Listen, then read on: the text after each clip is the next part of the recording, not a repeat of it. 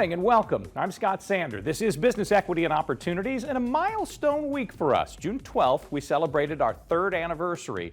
So today, we start our fourth season, offering information, inspiration, and empowerment to entrepreneurs and small business owners who are looking to start and sustain a successful business.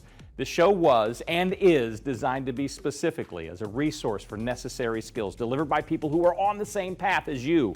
Information comes from successful business owners, community leaders, governmental specialists, and more, all of whom want to help others find their own paths to success. Our goal is to provide useful and compelling content from across our diverse community, offering equity and opportunities while helping develop prosperity for all.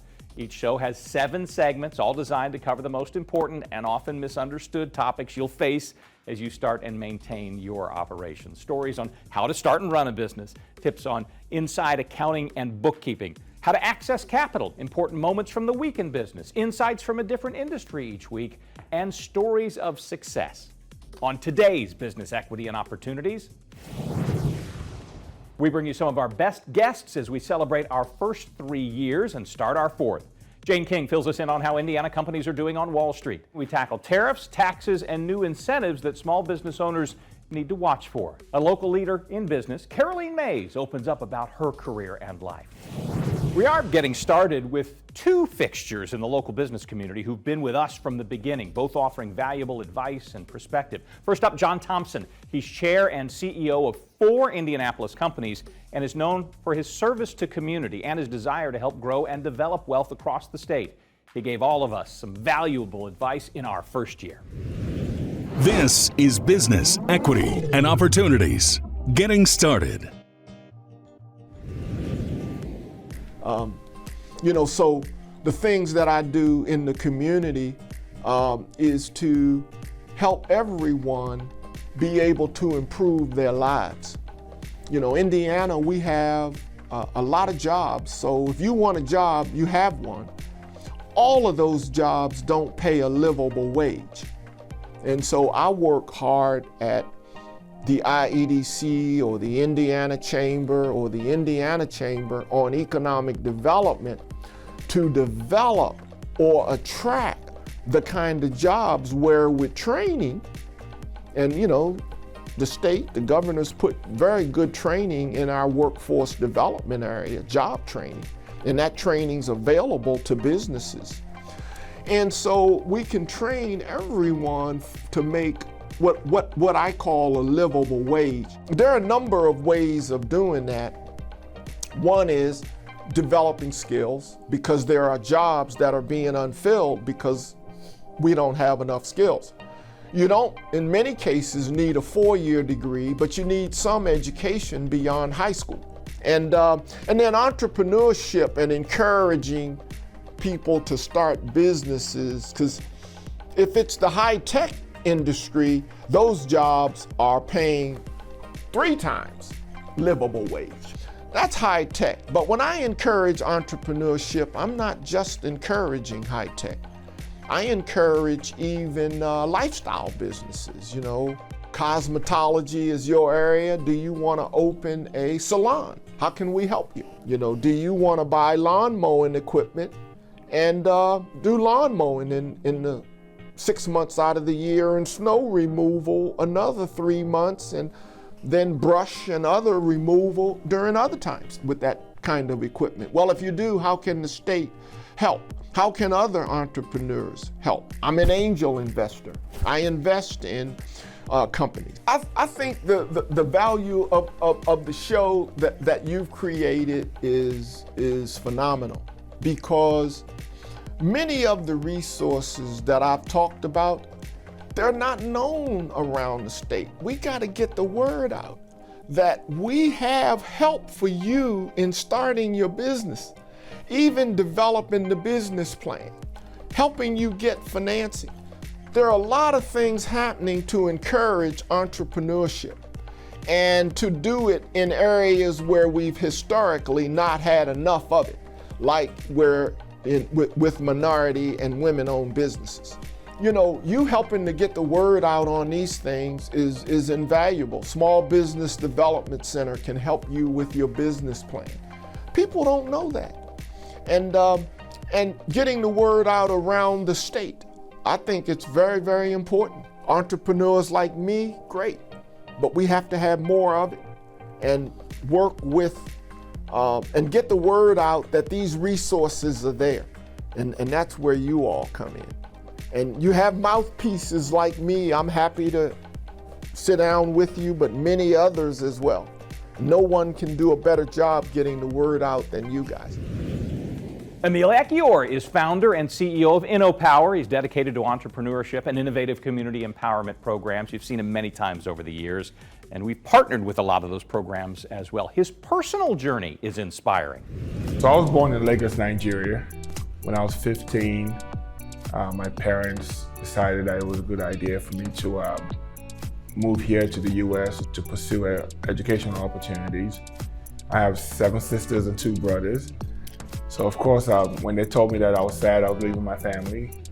But I remember vividly when I walked outside of my house in Lagos, Nigeria, and I walked into my friends to tell them. I remember how excited I was that I was coming to the U.S. I remember telling all my friends, like, yes, you know, in 10 years, I'm sending for all of you, and I'm going to America. You know, one of the strangest things for me was, in Nigeria, you are identified by your culture. You're Yoruba, you're Hausa, you're Igbo, you're Ijaw. And when I came here, for the first time, I was identified by my skin color.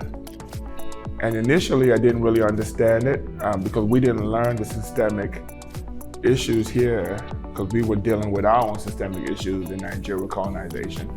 So got here, I'd never played football, American football. I played soccer growing up. So I got introduced to football my junior year in high school. Played, I wasn't really good when I first started. I'd never played. My senior year, ended up having a pretty good season. And then I got one scholarship offer to go to University of Central Florida in Orlando. I got lucky and got into the NFL, and was a life-changing experience. So if you can imagine, 6 years prior, I was in Nigeria, and here I was in the NFL. So I retired from the NFL. My wife is from Indy, so we moved back here. Indy just there was so many opportunities that we saw in Indianapolis. I stayed in Oakland, California, in San Francisco, Atlanta, Tampa. And Indy just had this, like a lot of things were still in its infancy stages as far as innovation and growth of the city. And I tried to figure out, okay, what am I going to do next that gives me the same excitement and energy about just life? You wake up every morning energized about what you do, like football did for me. But I just saw so many young people. I just saw a community that was full of talent. They all had dreams and aspirations. There was no connection, right? There was no path for them. Nobody ever shared a vision of themselves. We tried to figure out how can we do good, but how can we pay the bills doing good, right? My dream of life was always to be an entrepreneur. So it was trying to create something that could impact our community, but could be sustainable. We just came up with the concept of InnoPower. The power of innovation. How do you solve problems and create opportunities in a different way in Black communities? So in the areas of talent development and entrepreneurship, everything from an idea stage business, if I have an idea, where do I go to foster the idea and help it grow? If I have an existing business, how do I grow my existing business? If I have a side hustle, how do I turn my side hustle into a formal business? And then at the end, if I'm looking to generate extreme wealth, how do you do that in Black communities today? So we try to look for a playbook, right? Who's done this? Like, how does this work? Like, what are some examples on how to do this? So as we were thinking about all those things and starting an organization, COVID hit. We didn't know that COVID was going to affirm everything that we were thinking, right? We didn't know George Floyd was going to happen, and everything that we were thinking and saying in our community was going to be affirmed as far as a different way and creating infrastructures and foundations to support startup growth and sustainability of Black businesses. We started our conference pre-COVID, and our conference has grown because it just created a platform for people to come together and gather. So we learned so much from mistakes of the past, just over the years of testing and trying different things. We wanted to come in and focus on the entire ecosystem. white, black, green, woman, man, whoever. How do we take all those ideas? How do we create spaces where people can share those ideas and create this playbook, right? So we felt like that was the biggest opportunity we have today in Indianapolis is, how do we get the best of the best ideas? How do we engage the communities that we want to impact so we can create a playbook that really details how we accelerate economic productivity in these communities. Accelerate because things are going to change. It's just going to take several generations. But how do we do it within one generation? And we believe that it can happen. Up next, we check in on an animated story still drawing its success in central Indiana.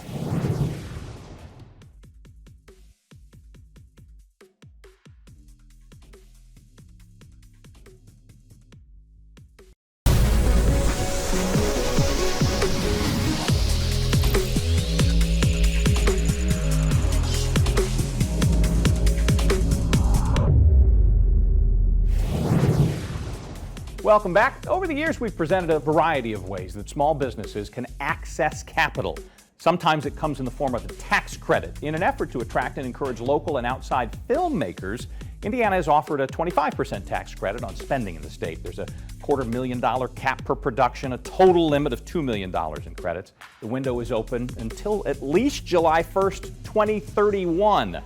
If you are a local filmmaker, it may pay to do your research and do some business here. A little over a year ago, we introduced you to Sunny Lou Williams, the creator and co-producer of a locally produced learning program called KaiBan that combines live action and animation. It's a growing local story. This is Business, Equity, and Opportunities. Access to capital. I became a mom at 38. And so with Augie, I was thinking to myself, I've got a business to run, I've got a family, I've got a little one.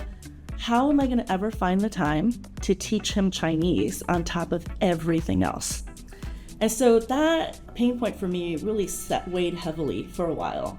We looked at a bunch of different opportunities for Chinese school, for just interventions that would be helpful in learning the language. And then we discovered that Augie was diagnosed with mild to moderate autism. And so because of that, we couldn't necessarily go to traditional routes of language teaching. And so when we identified that, this show had been percolating throughout.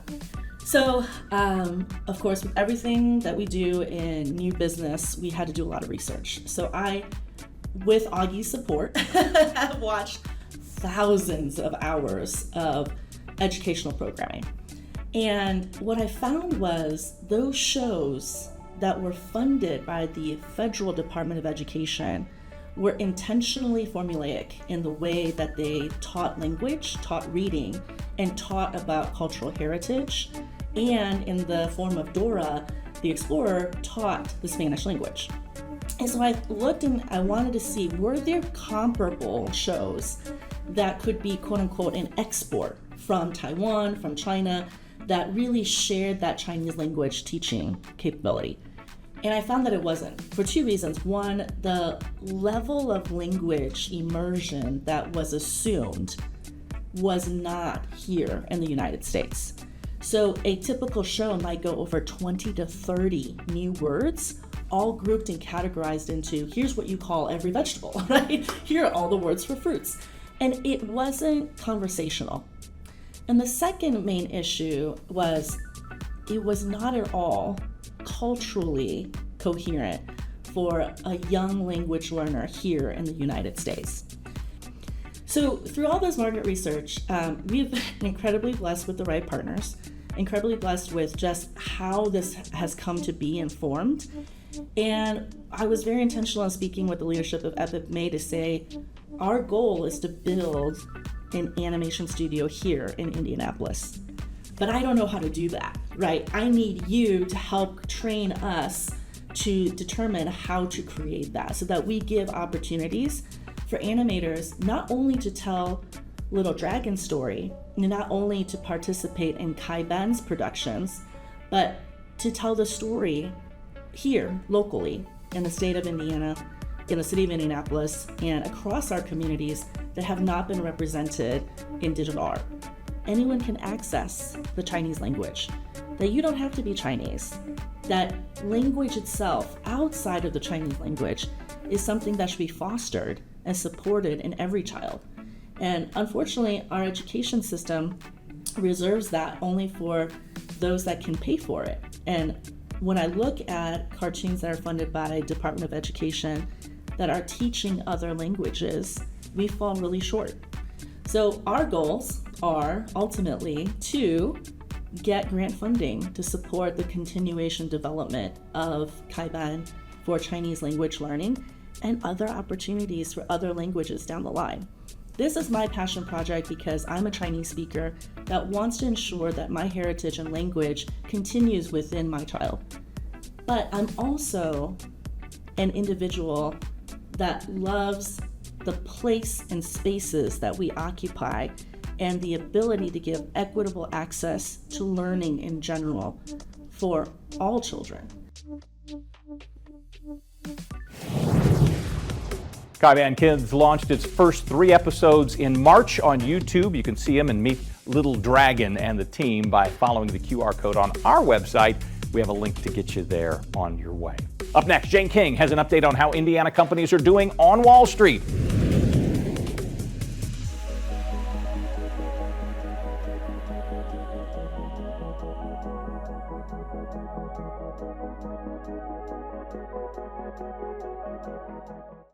This is Business, Equity, and Opportunities.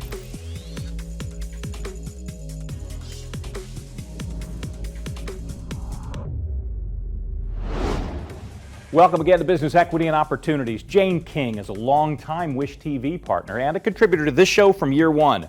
New this week, she's keeping an eye on U.S.-China trade negotiations and how the outcome may affect Indiana companies.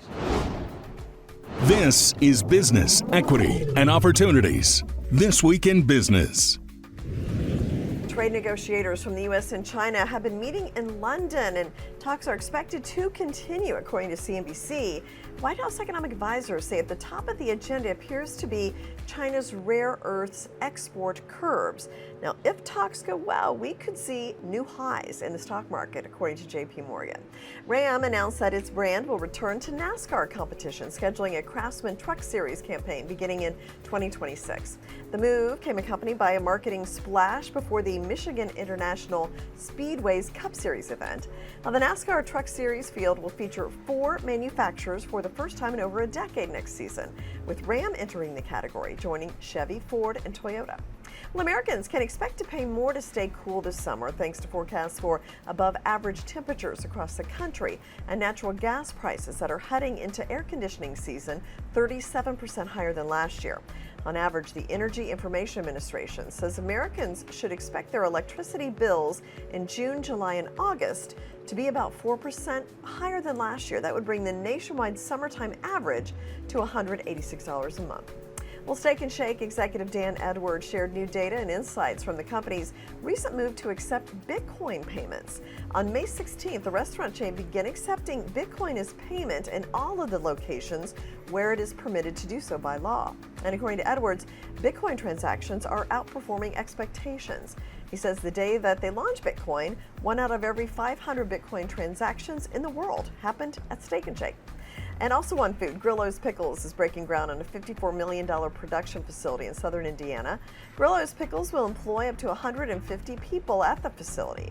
Bartholomew County officials pledged up to $3.7 million to pay for off-site water, sewer, and road improvement upgrades to serve the project site in the surrounding area.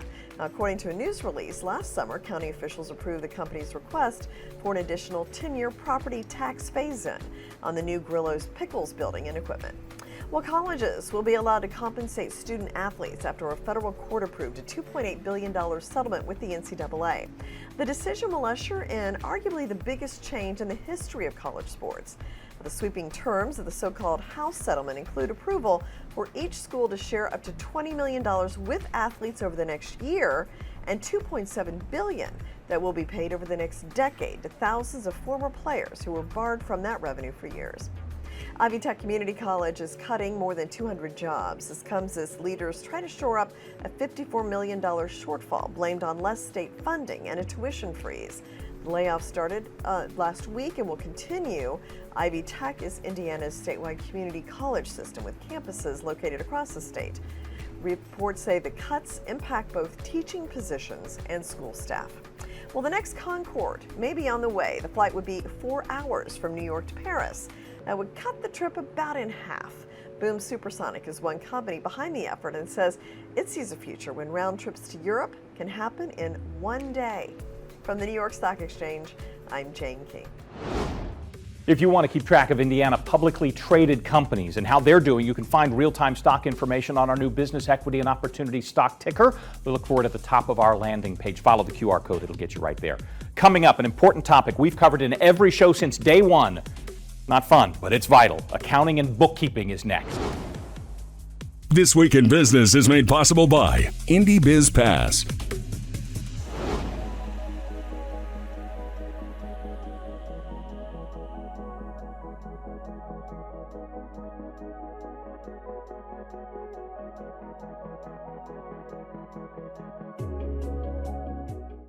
This is Business, Equity, and Opportunities.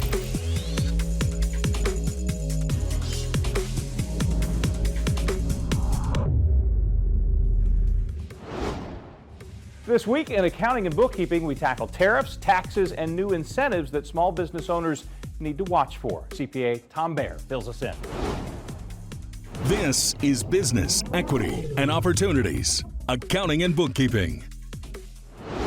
First and foremost, there's no certainty on what this is ultimately going to look like in terms of, the costs of, sourcing products overseas, of sending products overseas if you have customers. So the uncertainty is really what's the biggest issue for businesses. But we get calls from clients, and of course, as a CPA, we're not necessarily in the business of tracking tariffs and costs and products coming through customs and all that.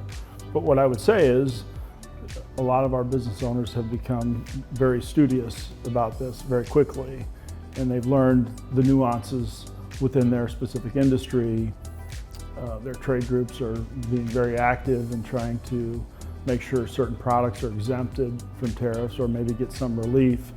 And you see a lot of that announced in the Wall Street Journal or on the news, on CNBC. But I think the biggest thing is to be engaged in your specific industry, because it's very nuanced, right? It's very nuanced. There's not a one-size-fits-all answer for any one business. And of course, we know that products are sourced all over the world, depending on what they are. And then of course, we have customers all over the world. So if we back up and remember Trump's first term, he passed a pretty sweeping tax bill. And of course, as we know, as students of this process, that a lot of those bills in recent years with recent presidents have gone through what's called the reconciliation process, which really gives them a window of about 10 years. So a lot of those provisions that were passed at the end of 2017 are now expiring or starting to expire or will expire. And so we are at what we call another cliff here at the end of the year, where a lot of very favorable tax provisions for both small business and of course individual taxpayers that will expire, that will raise the tax bill, and it will really hurt business investment, right? Because we'll now have dollars that we would have spent on buying new equipment and hiring new employees will go to pay taxes. So there's a lot of discussion right now in Washington about extending those tax cuts, but there's also a lot of discussion about what new needs to be in there. And there's some really interesting new provisions in there. One of them is a new child tax credit.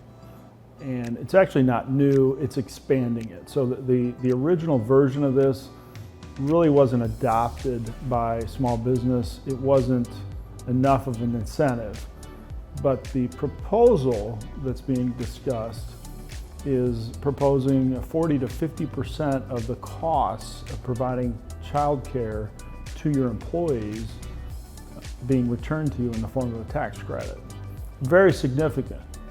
So if you're a small business and you break that down to, okay, if I would actually pay for child care costs, what would it cost me net of the tax credit to pay for that on a per hour basis? And we did a quick calculation, and it's about $2 to $3 an hour, depending on, of course, the area of the country and how much it costs to provide child care.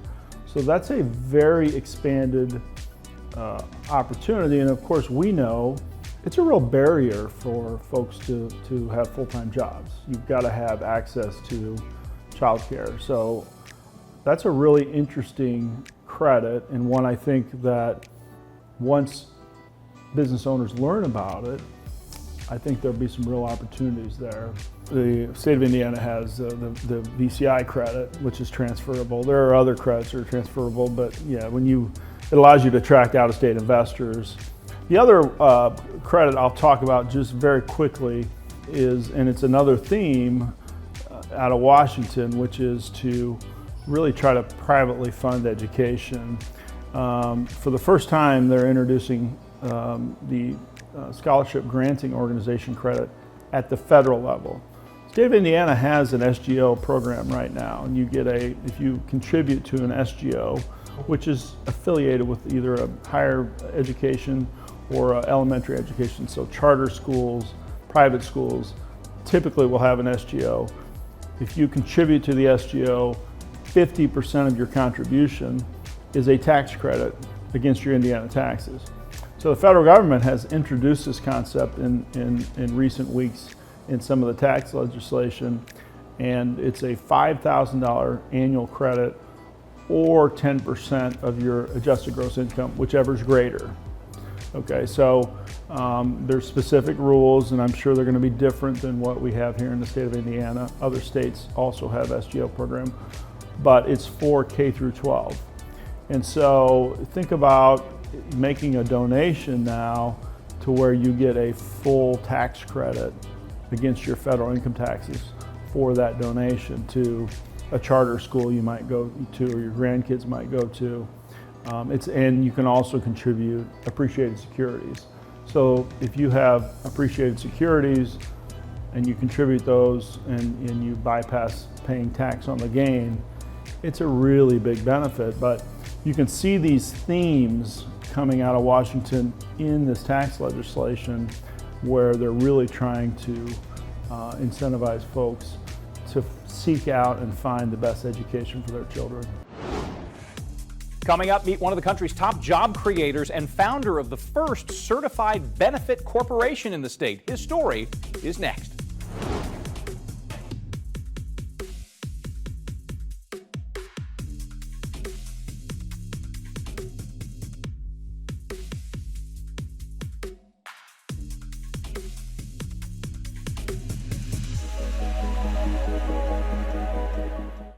I knew about Wish TV a long time ago. There's a legacy here. This is a big station that's done a lot over the decades. And I want to carry it forward. And I want to have folks trust not just me, but the entire team to get the most accurate information that they can, because we'll be here if there's a storm watch or if something's coming our way. We are in this together. That's what I strive to do, and I think that's what we'll do here.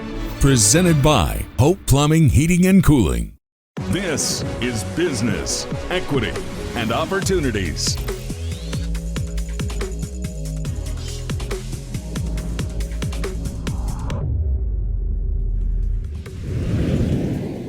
Scott Moorhead is the CEO of one of the largest privately held companies in the state of Indiana. He's an award-winning leader and the founder of The Culture of Good, which he says has a philosophy of doing well by doing good. This is Business, Equity, and Opportunities, running your business day to day.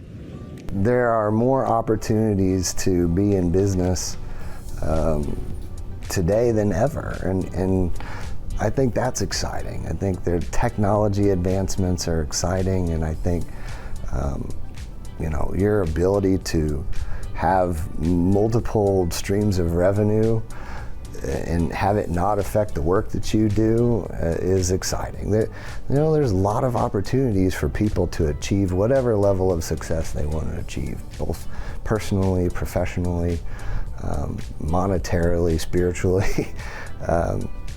We can't be in an era of more opportunity than we are right now. And I think that will only grow, and I am appreciative of that. And I think it's a blessing for me to be in the space that I'm in, so I get a chance to understand technology, and I get a chance to sort of sit back and say, okay, what are the opportunities that we as a company can create for folks? And that's a real blessing for me to be able to sit back and do that, to be able to network with some of the other business leaders that we have in the Indianapolis area. We have a lot of talent here in Indianapolis, and I love the networking opportunities, and to see all the different industries that we are bringing into town and hear all the stories of some of my associates and my peers. It's exciting, and I think that's really a good indicator of where we're headed. So I may be bullish for the wrong reasons, or maybe they're the right reasons, but maybe it's just because I'm achieving success and I'm not frustrated right now, and many people probably are.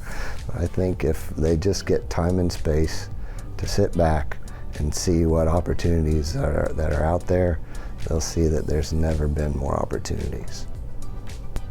So in terms of the things we've done for our employees, that is another one, and that was just recently. That was a discussion that started a couple of years ago about, when you're an owner of a small business, you're not the only one that drives the success. And so I think my wife and I as owners had several discussions about how do we bring people along with us, because the company was achieving incredible amounts of success. And while we had standard bonuses and annual performance reviews and raises, it didn't seem like enough. We were in the mood to share, and so we contemplated how to do this and all the different structures, and finally our accounting group said, well, you could just do an employee profit sharing plan and put together your own rules. And I'm like, perfect, my own rules? I love my own rules. So we put together the plan, created a point system, and rewarded people for loyalty. The longer you've been here, the more you get, and really made it as simple as possible. And so sharing those profits just felt like the right thing to do. I wish it was way more exciting than that, or way more scientific than that, but it just felt like the right thing to do. And I think when it feels like the right thing to do as an entrepreneur,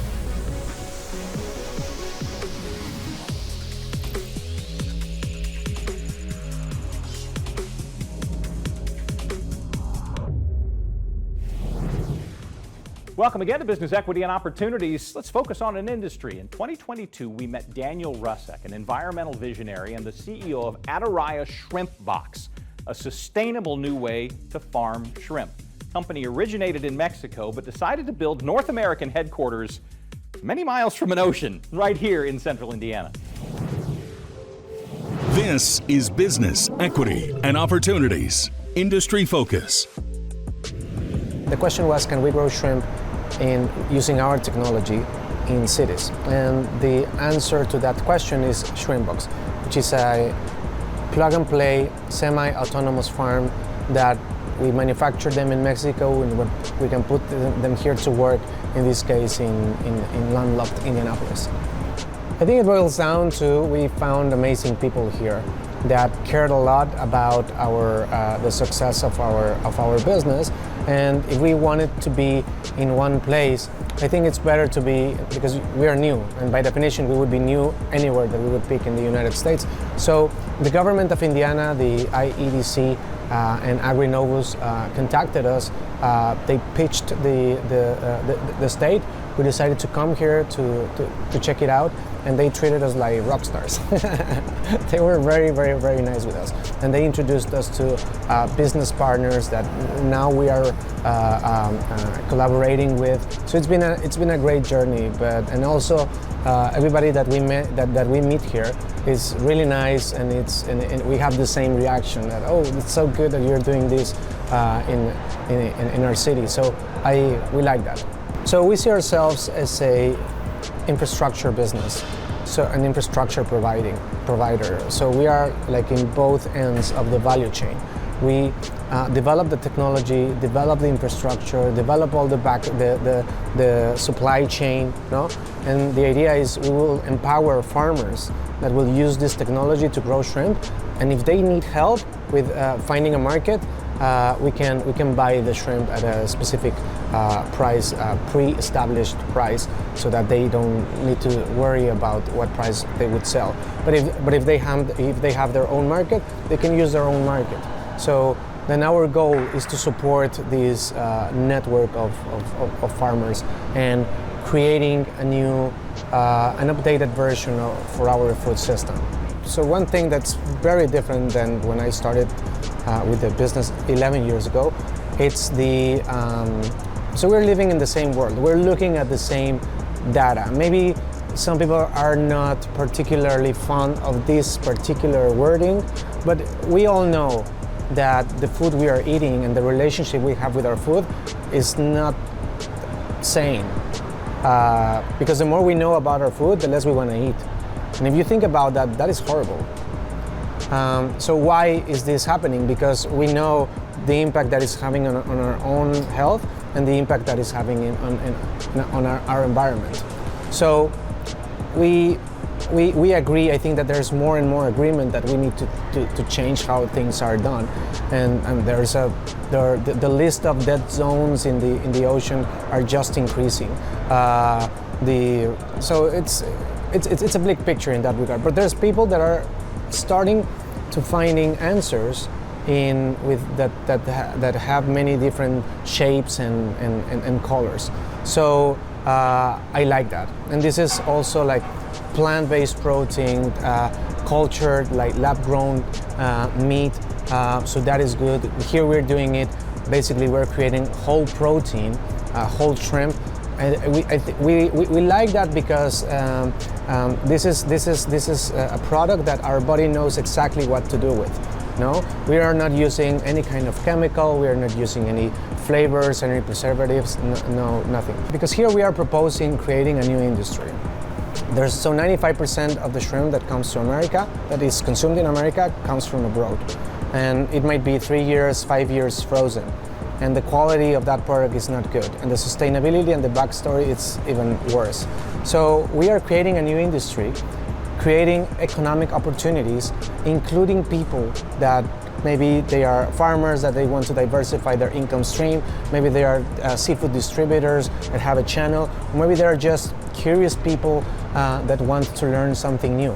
We can train them within 30 hours of training is what they need in order to do something like this. And what we're creating together, it's an industry based on the substitution of a poor quality product with an inspiring and nutritional and sustainable product.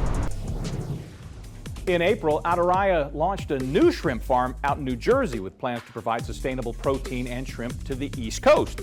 Up next this hour, our success story features Caroline Mays, who shares her story of corporate success and her own personal inspiration. Stay here, you won't want to miss this one.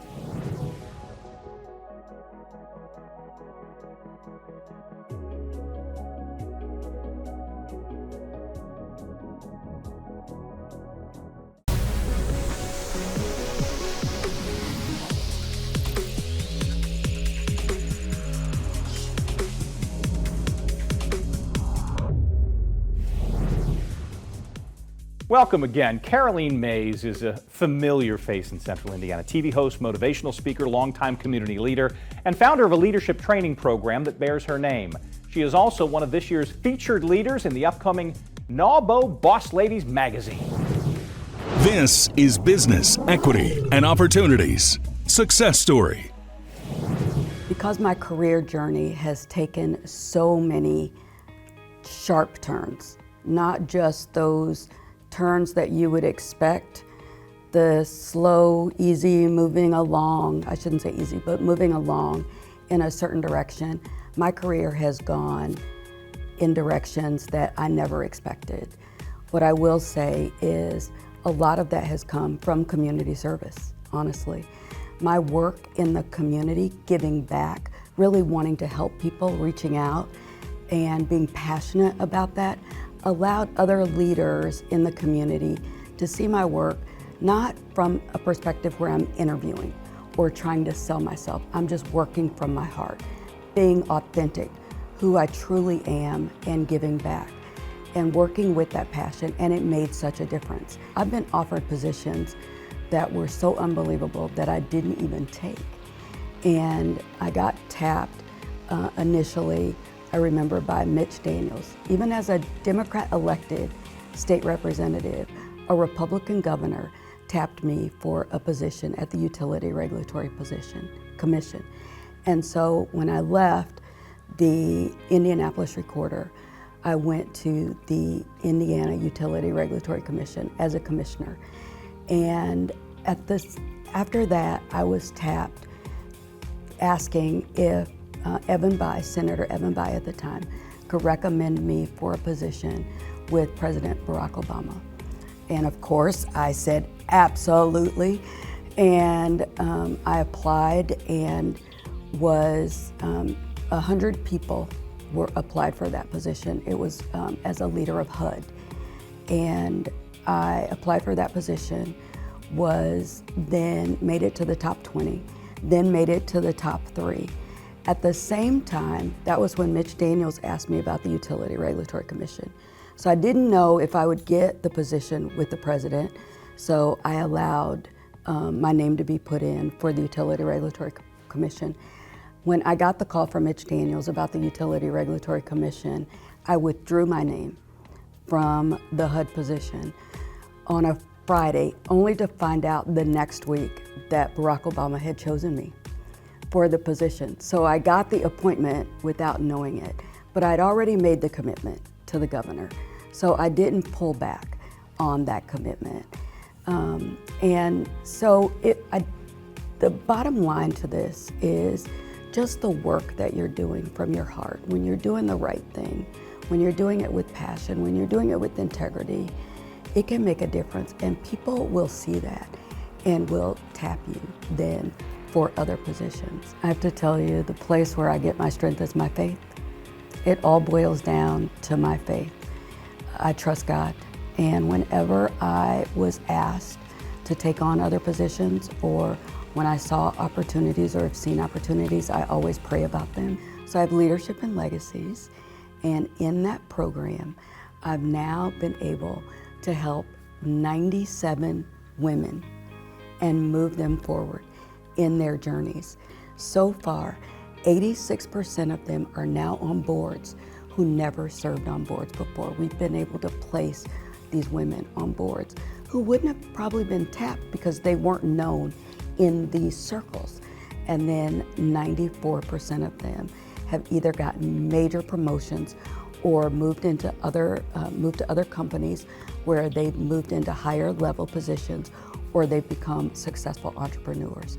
And I tell you, I'm just like, thank you so much, because the courage to step out and do that and to help them and to bring other women along now that I'm creating legacies, not only in community, where I say we wrap our arms around community, but also working with them to create generational legacies, because we as women and we as minorities typically don't do that well.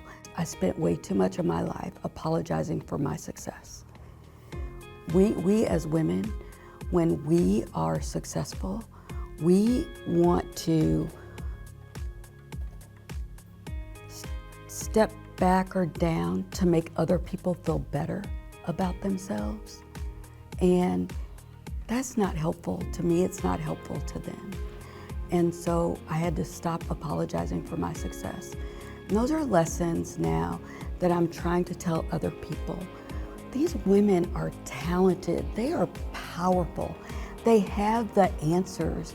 So now, believe in yourself, trust that you have that. And if you don't feel like you have it, then study and make sure that you get it. Become educated so that you can step out and do the things that you're being called to do with a great confidence.